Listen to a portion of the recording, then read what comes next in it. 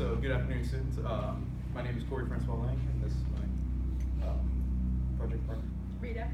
We did women's centers, and so just to start, I kind of want to acclimate you to your handout just in case we don't have time to cover everything. You know that it's there. Guess what? I grabbed someone else's handout. Perfect. Matching color schemes, it's great. Okay, so we have brief history, which we'll get into a little bit in the presentation. At the bottom here, we have some actual happening events as far as different women's centers across the nation. We actually interviewed people locally and nationally, which is very interesting to find out more about, which you will find out too. We have one of the leadership models taken that was developed in 2010. On the second page, we have the National Women's Studies Association, NWSA. That's one of the main associations, so that's outside of like the last group mentioned, like the ECPA and NASPA, where there's the subcommittees. This is dedicated solely to women's studies. And then a couple helpful skill sets for informational interview information if you want to follow up, as well as a job opening and some class standards. So we'll get into the presentation if you don't mind. So what we have on the board here is from our own St. Thomas Luann Dummer Center for Women, which was established in 1993. Part of that center is some artwork, so an art gallery. So we have art installations that are actually inside the OEC building on St. Paul campus, which we'll get more into a little bit later. And there's actually a bit more than just these, so you should go to the Luann Dummer Center and check it out. So these are some of our interviewees. We have Marnie Brooklow from the University of California, San Diego. Not pictured is an undergraduate student who spoke with me. Her name is Carmela, and she works at the University of Nevada, Las Vegas. Yep, so then in the center there we have Dr. Peg Longquist, who's been the director at the U of M Women's Center for the past 8 years. On the top right, do you want to? Yeah. On the top is Dr. Stephanie Helms Pickett, who directs the Women's Center at Duke University. And on the bottom we have our own administrative assistant for the Luann Dummer Center at the University of St. Thomas. So, before we get into the history, I just kind of want to give you some background information. Unfortunately, women's centers today are still kind of fighting for why they still are needed. So all of these trivia questions, which we will hand out some candy for the prize winners, came from a fact sheet that the U of M actually comprised last year to hand out to students or to any faculty, any person in general that was maybe pushing back on why they are still in existence.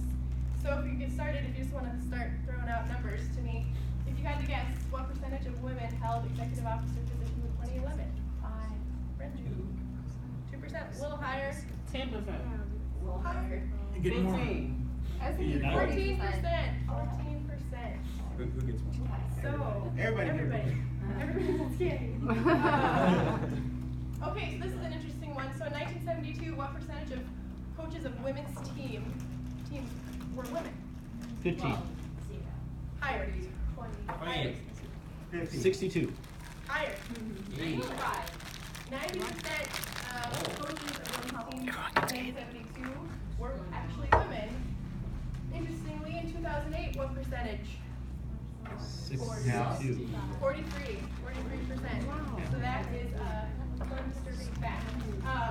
So getting into higher education, if you had to guess, what percentage of instructors and faculty are women? 30, 35, 40. Beginning. 60. 50. Even split. What do you know? But so if we get into that data, what percentage of tenured or full-time professors are women? 21%. Very close. And then even further, what percentage of those tenured are women of color? 8. Lower. 1. 3. 6. 2.4%. And so that's one of the critical issues we'll get into a little more heavily as far as access to women's centers. Which women are accessing these women's world there? So, history of women's centers. As we all know from our readings, the whole higher ed thing was just for white men, and in the 1960s, the sexual revolution happened. Although we have a conflicting resource that says that in 1948 the first women's center was established at the University of Minnesota. Which it was, so in 1960, That's on paper from what the director of the U of M said. That was when they opened their doors, but then one of our research articles said that it was 1948, so we couldn't really figure out why, but that's a wide gap. But so 1960, so the U of M houses are the very first National Women's Center. And before that, as Ms. Monroe was saying, she doesn't know where she belongs. I mean, women didn't know where they belonged, so happy this came along. And it was, of course, to establish to advocate the diverse needs of women and provide information about issues that affect women disproportionately than men. No safe from CAS standards. So one of the major operations that that women's centers deal with is gender violence support. There are three major areas that they deal with, which are stalking, domestic abuse and relationship abuse, and sexual harassment. Yeah, so traditionally, a women's center in a higher education institution will comprise both that leadership development, that empowerment, equity element, but also the gender and sexual violence support. However, at the U of M, some of you may be familiar, they have the Aurora Center, which is exactly all of this aspect of that. So gender and sexual violence, so having those trained and licensed professionals there to meet all of those needs and have that safe space for that. And so the Women's Center, which is located in the Appleby Hall, amongst other student support services and classrooms, focuses more towards on leadership development, event planning, collaboration, which we will get into a little bit later. Just wanted to point out, this is from Demi Lovato's Really Don't Care music video, where she was the Grand Marshal at the West LA Pride Parade, which ties into this because women's centers, a lot of the ones that we found were not just women's centers, they were also women, gay, lesbian, and bisexual and transgender. So there's some overlap there. Equity. Yeah. So kind of going off of what Corey said, Women's Center, and what actually Jane was mentioning earlier in class, women's centers are evolving to carry resources for a range of gender identities. However, they are there for women. While they maybe are more of the student population now as a whole in higher ed, they are disproportionately marginalized. So tackling systemic issues while operating using inclusion while predominantly serving those identified as women. So no one is excluded, however, the purpose is for women. Especially at predominantly white institutions and STEM institutions, that's where we see the majority of the disparities. It's crucial that women, namely women of color, have a voice to be heard. So Dr. Helms Pickett of Duke University really described that importance of their campus. This is a show from the 90s called Deborah Ann. She was a major feminist, way ahead of her time. So university support. One of the aspects that we found was that these women's centers really couldn't get off the ground if they didn't have the support of the university. So in an article called Women's Centers in the 90s, we found that Francis Steinman's centers were related to institutional support and well-organized center, enhanced educational experiences and retention, attracted women faculty, staff, and students. One event that we found that had major university support that was very successful was Take Back the Night, which UNLV has been putting theirs on for about 22 years now, I think. And you know about Duke? For Duke, yeah, that was one of the early consistent programs. So Duke had their women-centered proposed and off the ground in 1989. So Take Back the Night was kind of like the main function every year, whereas now more of it is a lot of, again, tackling systemic and equity issues as opposed to Take Back the Night, which is great. And then looking at more specifically the U of M, so obviously all of the functional areas need institutional support to stay maintained. So especially the U of M, they're experiencing large legislative cuts and budget cuts. So for instance, in 2009, right before Dr. Lundquist entered her position and took over for her predecessor, the U of M's Women's Center had no fall programming, a few spring programs, and no graduate assistants. Their team now consists of 2 undergraduate workers, 2 grads, an admin, as well as the director. So that's a 6-person team for a 52,000 person university. So 2007, not really that long ago, they weren't really doing a whole lot. So, but as far as now, in 2015, they're operating under a budget of $50,000, which includes work study stipends, and about $40,000 of that goes to programming. They have a 6-person team, and I just mentioned the budget cuts. but lots of support of student organizations. She mentioned that 20 of the student orgs has the name women in it, which is great. They have a women's faculty council, and so that makes the Women's Center possible because of that department collaboration, which we'll get into. This is a piece from Community. I don't know anything about Community, but I thought it was a good clip. So leadership development, of course, these the women's centers have programs specifically put on for leadership. Professional development programming, such as those that would be offered by Career Services, but directed towards women. At the U of M, each staff member rotates leading staff meetings, so kind of like what we're doing today. At Duke, they have a commitment to having no hierarchy in the office, even though there was a director. Yeah. So the director, Dr. Helms Pickett, mentioned that it's really one of her goals to have no explicit hierarchy visible. So whether that means everyone not having a formal dress code, never kind of distincting yourself visibly, it's a really hard thing to do, but really simple things, having more of an informal process.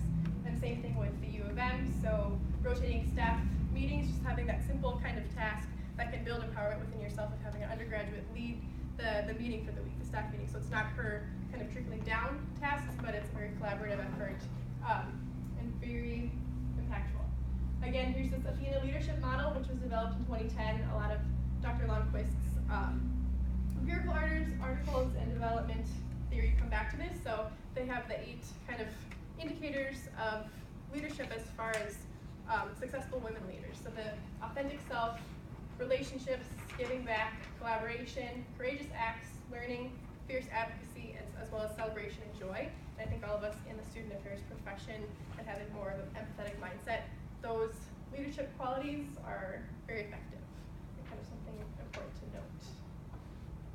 So cross-departmental collaboration. A lot of these women's centers, have collaboration with other departments because, what? Because it's necessary, especially for funding, as we mentioned, budget cuts and whatnot. Without this funding of other departments, they may not be able to be maintained, especially as far as visibility. A lot of times we have a discussion question for y'all of where the Women's Center is located on campus. Sometimes it's not even seen or heard about. So health services and counseling services, as we've all mentioned in all of our projects, mental health is huge. Residence life and housing services, we put that up there because the Duke Women's Center is actually located inside at the bottom level of a residence hall, which is very interesting. Governing bodies, like I mentioned, the Women's Faculty Council at the U of M, campus safety and law enforcement, student conduct. Yeah, at Duke they act as liaisons between sexual assault victims and the student police, not the student police, the campus law enforcement, because they can be somewhat intimidating. Then of course campus Title IX coordinators, academic and co-curricular units. What do we have for that? Oh gosh, supporting with student affairs and lots of their collaboration, service learning events, just building that partnership as far as academic affairs. And athletic departments, because there are women's teams, and LGBTQ, as I mentioned earlier.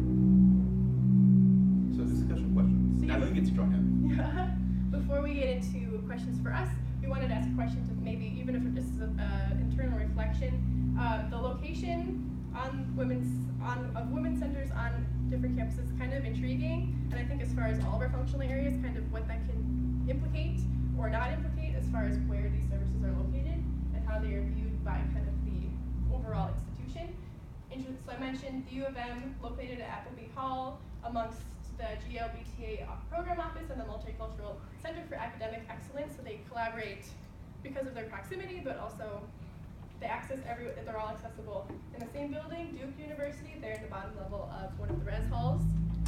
St. Thomas, the Lillian Dummer Center for Women is in the education building, kind of tucked away, so completely separate from the student center. She didn't even know where it was. I didn't know where it was. And so it's kind of interesting to think about what that can mean as far as just visibility. And so I'm kind of wondering, as far as institutions you've worked at or working at or have attended, is there a women's center and where is it? Sure. At St. Cloud State, the Women's Center is at like the very far corner of the campus, and it's in like a old little house house, and when you walk in, it's like, it was very cramped, there were papers everywhere, it just seemed super disorganized, and it was really far from the dorms, and I lived on the opposite end of campus at the time, so I had a friend drive me there. So, So we are out of time. Does anybody have any questions for us? Or we could probably. A couple more and then just save Yeah. 3 minutes for questions. Okay.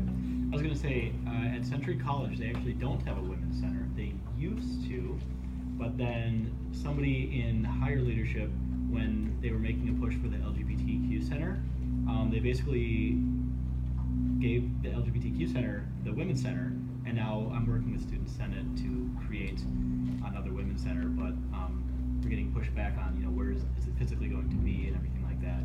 So the process of making it is actually like, it's somewhat arduous and frustrating. Another fun trivia, if you had to guess what percentage of campuses have a women's center, what would you say? Lower. 30. Lower. More. 15. 25 to 30%. That came from Dr. Lonnquist when I met with her at the U of M, which was very disheartening. I mean, as y'all can see, we actually had to reach across the nation because there aren't very many in the Twin Cities. We actually tried to reach out to Hamlin's, but they never got back to us. So. I did go to ours. Yeah. It's from a grad student for the most part. Yeah, that's another thing too. A lot of times they're not fully staffed. So we know how we get back to you. Yep, so it's a lot of times if there is a women's center, it is solely staffed by undergraduate or graduate assistants that are just extremely passionate about this work, which kind of leads to unsustainable programming as those students transfer or graduate out. And perhaps the faculty advisor, where this is just another part of their job, they don't get course release to do it. So again, it's Yeah. about sort of being passionate. I mean, I know the faculty who are involved at Hamlin, and it's completely like above and beyond. They don't get course release to do it. So it's out of the goodness of their hearts and passion. So. Any other questions? We had a GIF of the Spice Girls, but I think we got covered up.